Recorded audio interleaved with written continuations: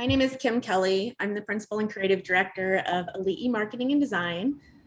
And today I'm going to be talking to you about the wild and complex nature of branding, and not specifically branding, like what is branding, but really talking about how to train your brand. I have over 25 years of experience in marketing, advertising, and graphic design. We're going to talk about what a brand is and why it's so hard to define. So really, if we ask most people, I think everyone has a general idea of what branding is, but most would say that it's a logo, it's a tagline, it's a product, it's a service, some visual association that they have that they believe that a brand is. Well, the truth is it's so much more than that. It's more than just what you can see. It's also what you can hear, feel, not feel about a company's product or service. So there are a number of notable figures in the world of advertising and branding that have some pretty meaningful things to say about what a brand is. David Ogilvy would say that a brand is the intangible sum of a product's attributes. So I want to focus on the word intangible for a moment, because I really think that for many people who live and work in a logical world, the word intangible might make us a little bit uncomfortable because it's hard to define. It's not something concrete. So we might be asking ourselves, how can we describe it? How can we sell it? And if we can't describe it and know exactly how to sell it, how can we count on it to return anything to us? But intangibles have a number of very interesting benefits. They can be very meaningful, they can be very sellable, and they can be very valuable. And specifically, if you are marketing with a set of intangibles, which we're going to get to, if you own the market on those things, they can be extremely powerful in your marketing efforts.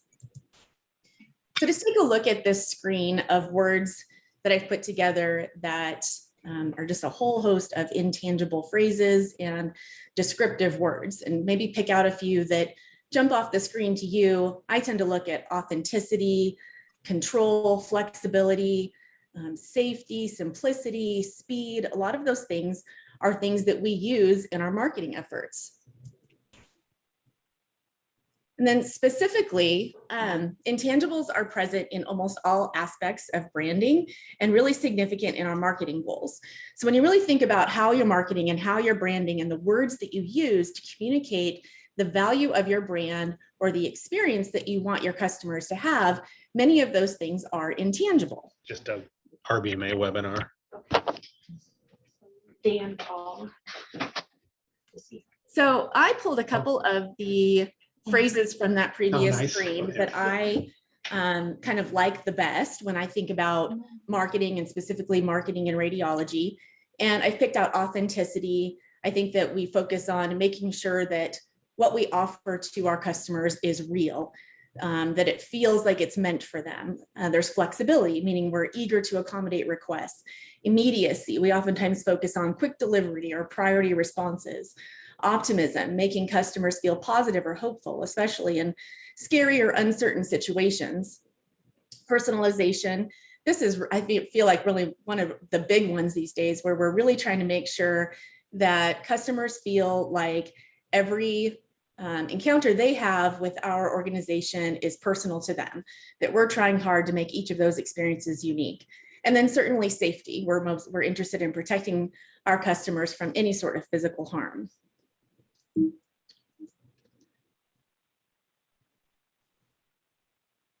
So Marty Neumeier goes on to say that a brand is a person's gut feeling about a product, service, or organization.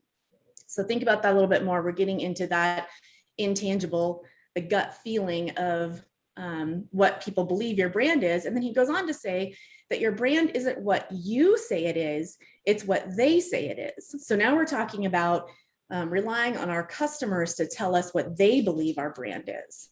And this is why it is so very difficult to define what a brand is. Because if we're relying on our audience to define our brand, that brings me back to that original set of questions. How can we describe it? How can we sell it? And how can we count on it to return anything to us. So a brand does mean different things to different people at different times. And this probably makes it even a little bit more difficult to completely define and add meaning to our brand. It also is probably where the argument comes in between the logical and the emotional pieces of branding, where there certainly are pieces of branding that are logical. There's so much more about it that's an emotional piece. So your current customers are going to be looking at your brand differently because they would have already had experiences with the brand. Your potential customers are going to be looking at it from a different perspective and potentially comparing your brand to that of your competitors. Your employees are going to have a different view of the brand and what it means to them. And they also can be responsible for sharing their perception of the brand with their audience. And then anyone that you're looking to recruit, certainly looking at your brand from a different lens because they're looking to gain a different type of experience or have a different type of relationship with your brand. So this is why we need to train your brand, but we're going to dig into really why should we do this and what does that mean? So reasons for training your brand. Number one reason is because great brands don't just happen overnight. They're carefully constructed over years and carefully constructed through experiences, brand promise, expectations that we set for our customers. Training your brand gives it an opportunity to build relationships with your audience in ways that are intentional, and it builds value and trust over time. It allows us to keep interactions meaningful when we really fully understand the complexity of our brand and what we want from it. Then we're able to have very meaningful interactions with our audience and be able to keep our brand promise and set expectations, not only where they're reachable, but where we can even exceed them. So training a brand is a promise. It creates a brand promise. Hello? Yeah. So first, it's setting clear expectations for customer experience. It's communicating the experience at every touch point, through every marketing effort, through every touch point in your organization. It's communicating that desired experience that you want your customer to have. And then it's consistently meeting or exceeding the set expectation.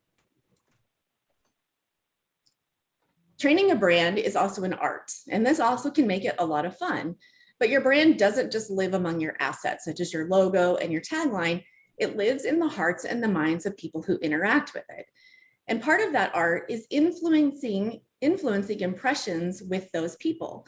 So what we want them to gain from their experience when they encounter our brand, that's part of the impression, but it's also part of the marketing materials that we produce or the messages that we communicate, how our customer service interacts with our customers. So those are all impressions that people have from our brand. So again, part of the art of that, and then those impressions, when guided by your team, help to create that brand promise. So anytime that we can kind of solidify what our brand is going to mean to our customers, then that just helps us keep a set expectation and meet or exceed it each time. Gaining brand impressions is tough. We're up against aggressive competition. Many of our marketplaces are flooding with more and more people coming into them, offering similar services, saying the same thing. They might even be stealing our words, right? Buying our keywords or using the same phrases that we do. So it gets more and more difficult to find the differentiating factors when we have that much competition around us. We also are dealing with a lot of short attention spans. People have a lot going on in their lives. They're also fed a number of different impressions throughout the day from a number of different mediums. So we've got a very finite amount of time to gain their attention and make a positive impression on them. There's also high expectations. Sometimes I think those expectations are almost out of line or maybe falsely inflated. So we're really finding that those high expectations can be difficult to meet, but making sure that your organization keeps its own expectations in check will just help you work with those customers that might have higher than average expectations. And then certainly emotional context.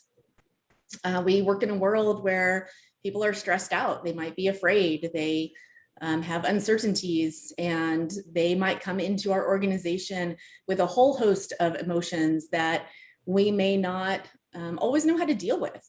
But it is up to us to make sure that they have a positive experience and build a good relationship with our brand by understanding who they are and what they need from us. So how exactly do we train a brand? We're going to train our brands through a number of different nurturing steps. So I've just kind of identified 4 of those: strategy, direction, development, and adaptation. So through strategy, oftentimes we have a number of different strategies or opportunities for strategy that are presented to us. Maybe we have a new story to tell. Maybe we have a new service or something that's happened in our marketplace that gives us an opportunity to change our strategy or to improve it, or just realign in different ways. So we might have a new story to tell. So that's one way that we can nurture our brand. Direction is another way, which means we might have shifts in our marketplace, and certainly consumer behavior shifts at all times. Looking just at the last year and how consumer behavior changed when COVID was really among us, and we were dealing with all of the different ways that people were reacting to that. So we oftentimes need to shift the direction of how we're branding, what we're saying, and again, the type of expectation and relationship that we want to communicate to our audience. Development, reshaping the brand experience to attract ideal customers. So sometimes we get into a situation where we realize that we aren't attracting or marketing to our ideal customer. It might be because we've dropped a service, or we've added a completely new service line, or our insurance contracts have changed, and we realize that there is an audience that we haven't tapped into. So we might be looking at developing new ways to reach that ideal customer base. And then adaptation, anytime we have changes in company structure, whether it's someone new to leadership or something that just changes within our internal organization, that can also cause our brand to need to adapt to whatever that change is. So maybe someone has a different mission or philosophy about how the business should be run, and that can certainly change not only how we train our brand, but the relationship that our customers begin to have with us, which can then cause us to have to realign strategy and develop our brand for different experiences. So we're going to get into the different steps for effective branding. I have 9 of them, and I want you to know that while I have 9, they are kind of intended to follow in order, but you can change the orders because it just really depends on how it works best for your organization. So the steps may change order, but they really are always the same. So we're going to look at defining the core intention, know your audience, bridge the gap, align with marketing and PR strategy, craft and test, deploy, gather feedback, monitor, and evolve. So the first step is to define the core intention. So this is where you're going to do a lot of your research. This is more the internal discussions where you're going to talk about what is the unique opportunity that you have? What's the unique service or mission or experience that you want your customer base to have with your brand? You're going to have to ask yourself the hard questions. And sometimes this is kind of forcing conversation and making people try to answer the question. Define what it is and what it is not. Really identify what that relationship is that you're trying to create so that you know what your core intention is. The next piece of your research is understanding who your audience is.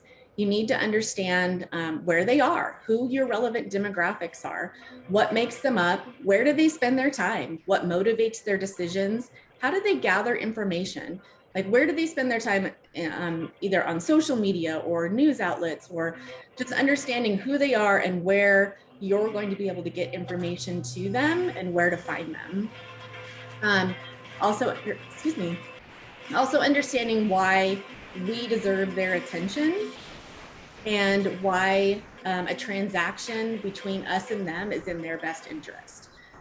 So again, understanding what platforms are most appropriate for building relationships with your audience is going to couple with defining core intention when we bridge the gap. So that's when we take the 2 pieces.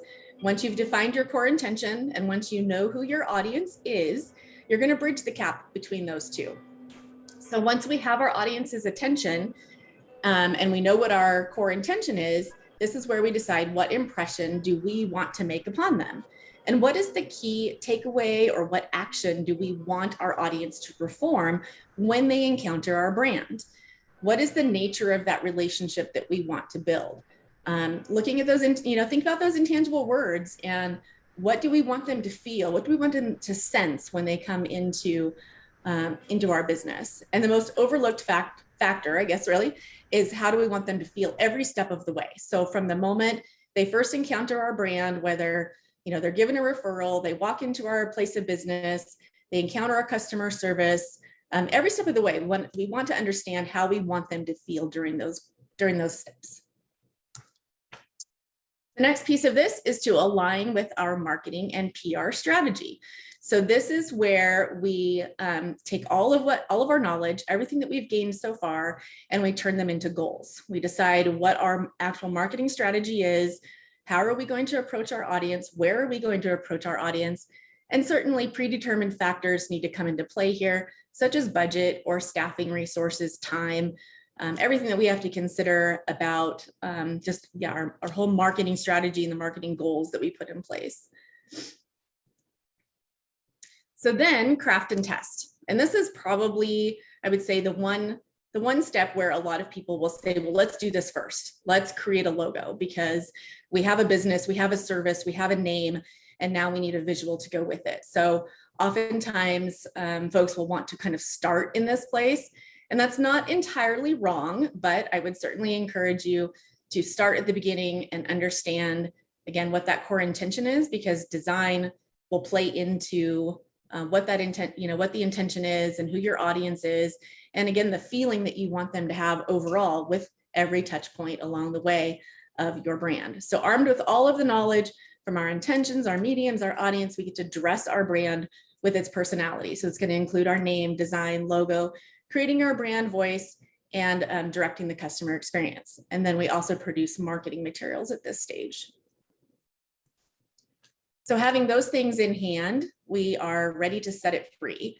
So we're going to deploy our efforts, and whether you're introducing your company to the world for the first time, or if you've been around the block a couple of times and you're just publishing a new social media ad campaign, this step represents what you want your audience to specifically see, do, and feel. So here we're going to gather feedback. So once you have deployed your marketing and advertising, whatever it is that you've put out to your audiences, you're going to look at, whoa, sorry, my screen just shifted. Okay, so gathering feedback. So there's really no way to know if your brand reached your audience and what impression it made without obtaining feedback. This is probably the most forgotten about, pushed aside, inaccessible step of the process. It's either hard to gather the numbers, or maybe you don't have the right staff with the right experience, or maybe you forgot to, put a benchmark in place so that you knew what you were looking for. But it's extremely important to have feedback about how your efforts are going. And it also helps you build a two-way relationship with your audience. So look at the action that you wanted them to take when they were encountering your brand, whether it's schedule their own appointment, or whether it's follow you on social media, or go to a page on your website. So you're going to be looking at quantitative insight into your audience's actions. How many people took the desired action that you wanted them to have when you launched your marketing efforts? But to truly gauge perception of how people feel about your brand, you need qualitative feedback. And this can be received in a number of ever-evolving ways, which can include body language when they come into your place of business. It can include surveys. It can include online reviews, which I know can be a tough one for people to really, embrace online comments and online reviews. But it also comes down to gossip. What are they telling their friends? What are they telling their family? Okay, so the next piece of the process is to monitor. So once all of these mechanisms are in place for both forms of feedback, and it goes, again, those are the quantitative feedback and the qualitative feedback, it's time to categorize the outcomes into what's working and what do we want to keep doing, and what's not working and what do we want to change. And of course, we want to mitigate anything that is extraneous, anything that's irrelevant to our process, anything that we've discovered along the way that's just kind of getting in our way. That's the time to remove these things from this piece of the process. And then our last piece of it is to evolve. So we're going to take all of our updated wisdom and repeat this process. Go all the way back to your intention and ask yourself, is this still the right model? So when you asked yourself the tough questions and you decided what your core intention was, and now that you've been through the process for it, the first iteration of the process, is it still the right model? Are you still feeling like that core intention is the right intention to have? And is your audience who you thought they were? Not only from a demographic standpoint, but are they where you thought they would be? Do they gather information? Do they respond to your core intention in the way that you thought they would? So maybe you need to refine the audience some. Maybe you need to figure out how to expand it or reduce it, depending on, again, what types of reactions you're getting from them. And then are you sending the right messages via the right platform? So depending on what you are using, whether it's search engines or social media or TV or radio, any medium that you're choosing, you need to be able to look at the results from those and decide whether that messaging is effective. And through part of that, it's of course knowing whether your audience is taking the desired action that you wanted them to take through your marketing efforts. So decide if you need to drop some platforms, do you need to add some platforms? Are there new ways to get your message into the right places where your audience will be? Website traffic is a good one, looking at whether you're driving traffic to the right pages, and are your efforts that you're trying to get your audience to your website, are they going to the right page? Is it leading to the correct action that you want them to take on your website? And then just repeat this process. So it really is a constant evolving process of running through these steps and just understanding whether you have your brand trained so that you can trust it, so that you know it's building the right types of impressions with your audience, that you are creating the right experiences and building authentic, real relationships with your audience. And then sometimes we may just need to rebrand. It might be a place where you realize the time just might be now. And so we're going to go through a couple of reasons why rebranding is a really good choice. First of all, and I see this through my line of work quite a bit, there's quite a few outdated approaches to marketing, whether it's logos or marketing materials. So it might be time to just look at that and decide whether or not the materials that you're using, the way that you're positioning yourself in the marketplace, is it outdated? And if it is, this can be a good reason just to get up to speed with the marketplace. Maybe your brand just doesn't convey leader anymore, especially if competition has come in the area. That might challenge what may have been status quo and might have been fine all of these years. But if someone else is in the marketplace challenging your position and you're looking to differentiate, the outdated look is the first place to go. Lots changing in the radiology world. So acquisitions are certainly a part of what many of us are dealing with. But I would urge you to really be careful with brand equity in this situation. So sometimes acquisitions mean that a company will change names, the logo will change. And depending on if you have someone really skilled in this area that can take your brand and transition it to the new brand, that in itself is an art and a process to make sure that you don't lose brand equity. And also knowing who you can utilize that can help you understand what your brand equity is. So you're going to find proof of that in your online reviews, in your social media, via search engines, via domain authority. So if you have someone that can look at what you really have in your marketplace, that may be, again, it may be one of those intangibles, but understanding what you have in terms of clout in your marketplace and what you don't want to lose by simply allowing an acquisition to just come in and completely change it, because then you're kind of starting from the beginning of needing to build value and relationships and trust with your audience. Bad PR can be certainly a reason for rebranding. I personally don't see a lot of this, which is in our world, which can be a good thing, but you might look at, have you lost business opportunities over the past year? Has something changed?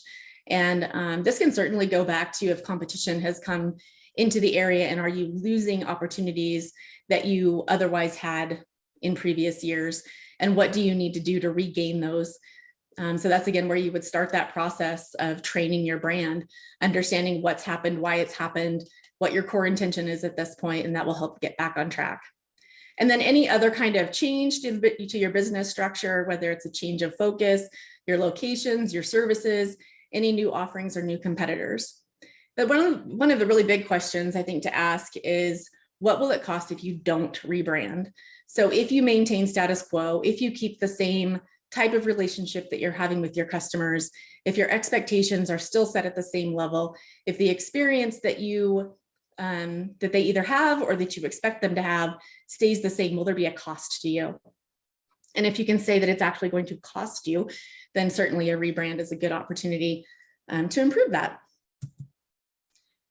And with any process, there are always mistakes to avoid. So whether it's in the original process that we looked at with training your brand, or whether it's a rebranding process, research is always really key. So always looking at who your audience is, what that core intention is. You're just going to hear me just keeping to repeat it, the type of relationship that you want to build with your customers.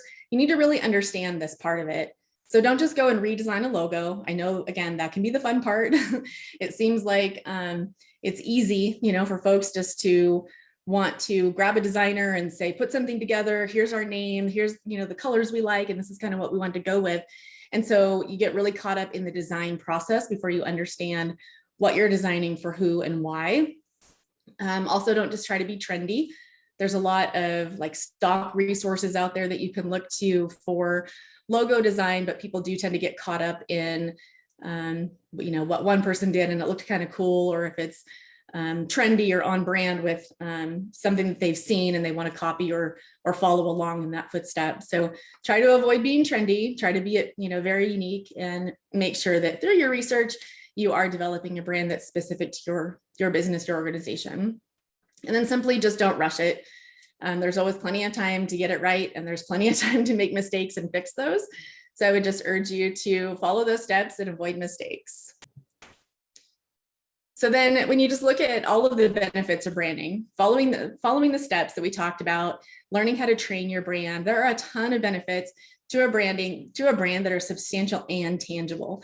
So once we have all of those things in place and we have, deployed our marketing efforts and have the messages in the right place, we're getting the desired actions from our audience, that's when we can begin to really kind of calculate what we have from it. So thinking back to those original set of questions, how can we count on it to return anything to us? Well, if we have properly trained our brand, then we can count on it to return something to us. This is where word of mouth increases, our brand strengthens, and we, can be certain that we're delivering the type of experience and the relationship we want our customers to have. That is all I have. And I'm happy to take questions if anyone has something they'd like to ask.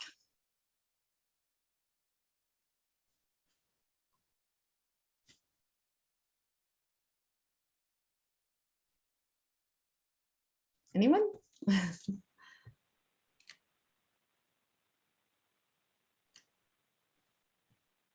Patricia or Will, let me know if you just want me to go to the next part if there are no questions. Kim? Yes.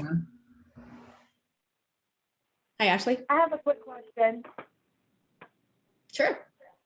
How often do you suggest reevaluating your brand or audience?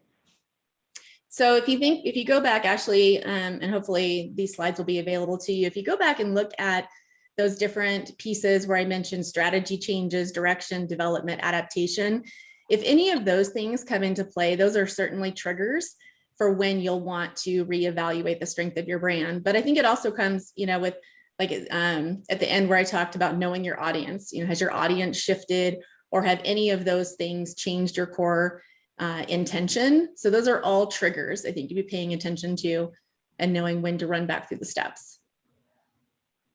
Thank you. Mm-hmm.